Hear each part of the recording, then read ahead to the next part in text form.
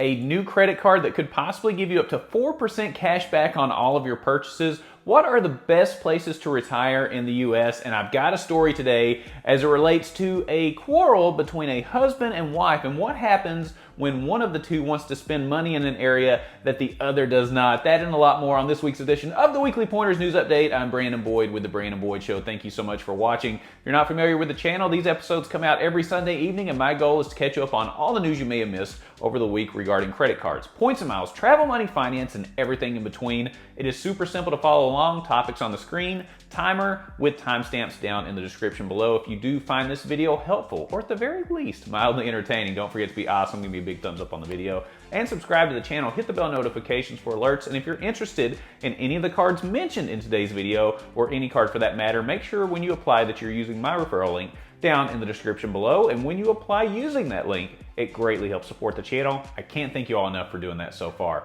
We've got a lot of stuff to cover. We've got a couple of free food deals as well that I'll mention at the end of the show. And I've got another story about someone that passed away at work and nobody noticed for days. And it happened at one of the biggest banks in the country. Wow, that's a lot of stuff to absorb. We've got a lot to cover. If you're ready, I'm ready. Let's go. You know, last week we talked about US Bank making changes to the Altitude Connect card. Well, they're also making news because it looks like they're getting ready to launch a new credit card that could give you up to 4% cash back on all of your purchases. So US Bank is set to launch the Smartly Visa Signature Card. And this is really interesting. It will allow you to earn up to 4% back on all purchases. So you earn 2% cash back on everything, every purchase. However, depending on how much of a balance you have in your US Bank Smartly savings account, you could earn even more cash back. Now, right now, those thresholds, $5,000 to $49,999, you get 2.5% cash back.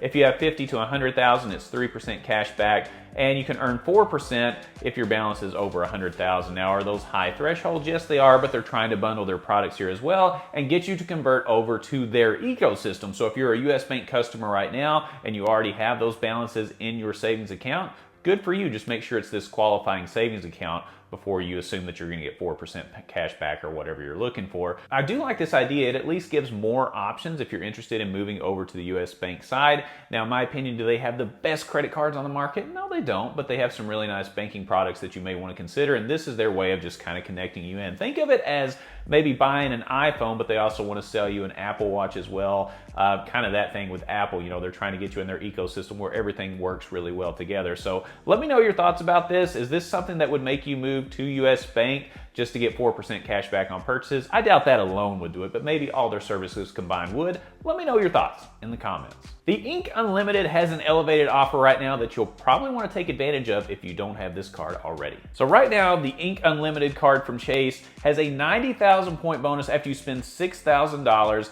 in the first 3 months of card opening. And just like the name sounds, Ink Unlimited, you get unlimited 1.5 times points on all purchases made. So this makes for a great catch-all card. And catch-all card, if you're not familiar with that, let's say you don't have a great multiplier category with any other credit card that you have, 1.5 times points is not bad to pick for maybe categories that you don't get higher multipliers with other cards. So it's a great catch-all card when you're not sure what to use. It's a good one to keep in your wallet every single day. It's no annual fee as well, which is really nice. I know we had the Ink Preferred card that we talked about recently. That had a $95 annual fee. This one having no annual fee, definitely a good deal. I love this card. Great catch-all. If you don't have it, take a look at it. You know, as I get older, I'm in my 40s now, it's kind of scary to think about. I want to think about retirement one day. Where do I want to live? Where do I want to spend the rest of my life, or at least a good chunk of it? I don't know. Well, WalletHub has come out with a new survey where they have ranked the best and worst places to retire in the US.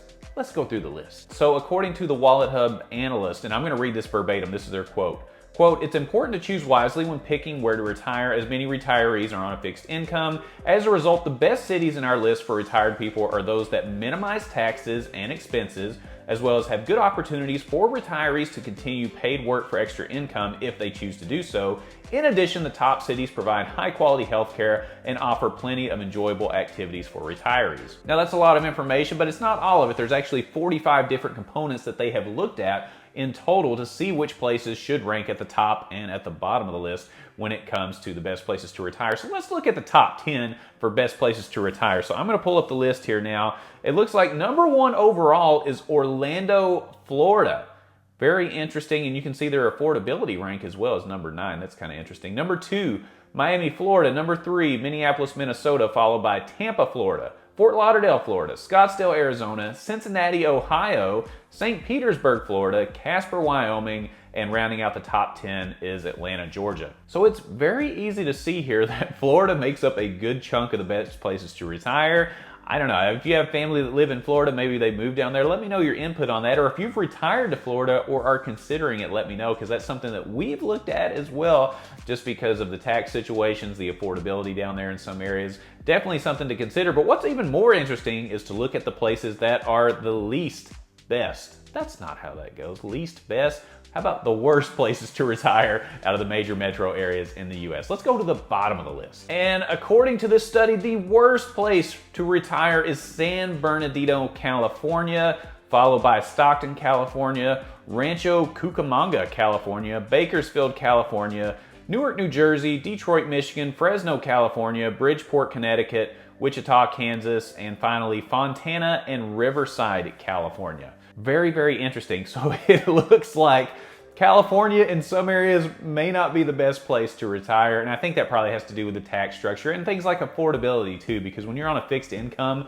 and you have these big spikes in pricing and housing costs and stuff like that, I can see where that could be an absolute issue. And of course, we see the total opposite in Florida. So for people out on the West Coast, do you dream of one day retiring in California, or are you already there, and do you recommend it? Is this list just trying to scare people off from California and move them to Florida? I don't know what it is, but let me know if you're in either one of these states and what you think about this. I'm in Kentucky, I'm right in the middle of the country, so I think Florida would be a good place to retire based on taxes, but maybe I'm wrong. Maybe there's other costs that I'm not thinking of. They did take all that into consideration though for this study, so I'm interested to hear what you have to say. Please share your thoughts, especially if you're from either of those two areas, and let us know if this list is accurate.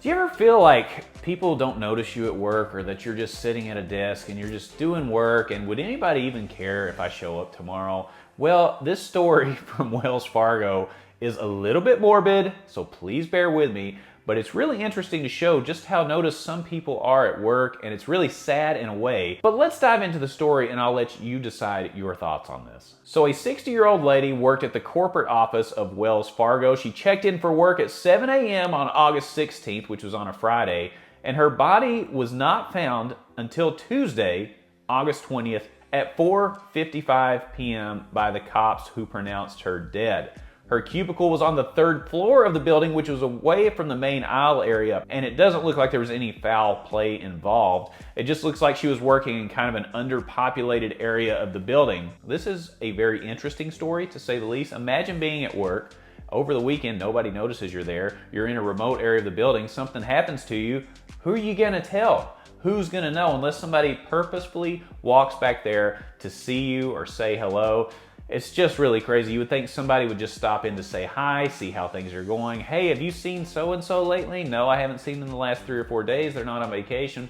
You would think that somebody would notice sooner. So this story is absolutely crazy, and it really goes to show that, big companies in a lot of ways don't pay attention to every single person that's working there, right? If you left the company today, they would just find somebody else to replace you tomorrow. You're essentially just a cog in the big machine, right? And you're just keeping everything moving forward. It can feel like that sometimes, and I could be totally wrong on this one. I mean, it's a really sad story, but I think it really shows how much people pay attention when they're at work. You're just taking care of yourself. You're not noticing everybody else. Maybe check in on everybody every now and then. Let me know your thoughts on this story in the comments. I can't wait to hear what you have to say. Every week on the Weekly Pointers News Update, I like to share a story as it relates to credit cards, points, miles, travel, money, and how that comes together with personal relationships. And this is going to be a very interesting story, because in this case, we've got a husband and a wife that have different interests when it comes to spending money, and what happens when you disagree on that spending. Should you disregard each other's opinions and move forward? What should you do? We're going to get into that. But first, I want to make sure you check out our sponsor for this video, Aura. Now, Aura is great, especially if you're worried about keeping your information protected. If you recall, a few weeks ago, we had the largest data breach in history.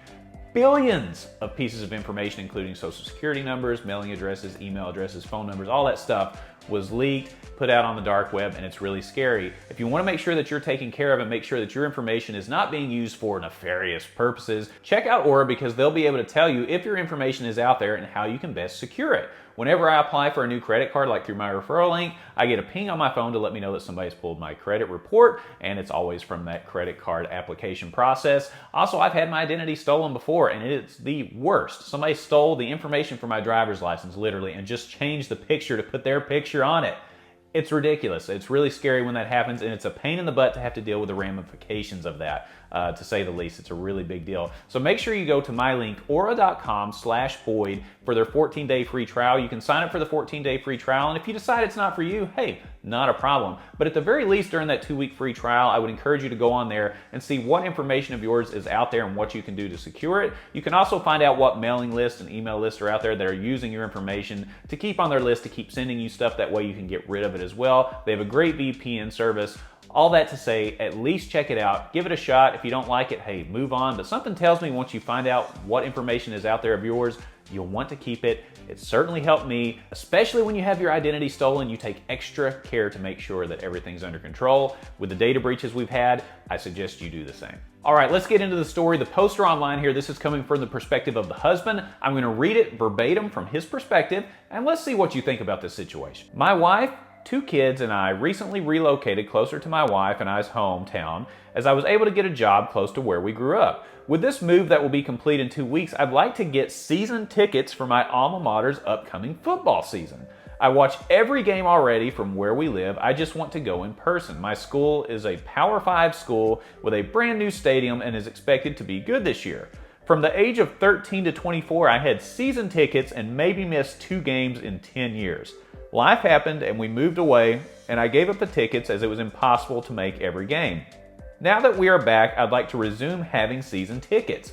My wife, however, does not want them. For me, this was one of the main reasons I wanted to come back, and she knows that. I'd like to take my boys to the games. I figured we wouldn't go to all, but I want to go to a majority of them. She doesn't want to spend the time or money going to the games. We live about 45-minute drive to the stadium, and it would cost us about $1,500 for 4 tickets and parking passes for the season. So it's not an insignificant amount of money, but if I spend it, it's not going to impact our lifestyle in the slightest, in my opinion. My wife is very upset about this, and it is causing a lot of friction. Am I a jerk in this scenario? This is a really interesting case because it seems like it's a really stupid thing, right? It's football season tickets, right? It shouldn't be this big of an ordeal. Now, whether $1,500 is a lot of money or not really depends on the person, and I cannot say if that's a big deal in their case because I don't know how much money they're bringing in every month or how much money they have saved. So let's not even look at that. Let's look at the fact that you have a husband and wife that have 2 different priorities when it comes to spending. Should the husband in this case just disregard his wife's choice and go ahead and get the tickets anyway? What would happen if he bought the season tickets just for him and his 2 kids who he wants to take to the games, but didn't get them for his wife, and then all of a sudden she wants to come in and go to a game? That's going to cause an issue as well. There also could be the scenario where they say, oh yeah, just go ahead and get the tickets, not a big deal. Then you get them and then you realize, oh, I really wasn't supposed to get the tickets. There's a language barrier between men and women, and sometimes we don't catch on very easily, so I'm sure you know exactly what I'm talking about. The long story short, let me know what you think about this one. If you were him, would you go ahead and get the tickets?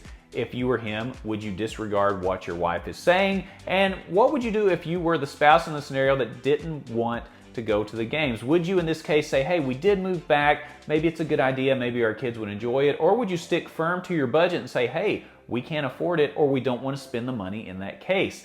A lot of stuff on the plate here. It's just football season tickets, but we are in college football season and NFL season, so I wanted to bring this one up.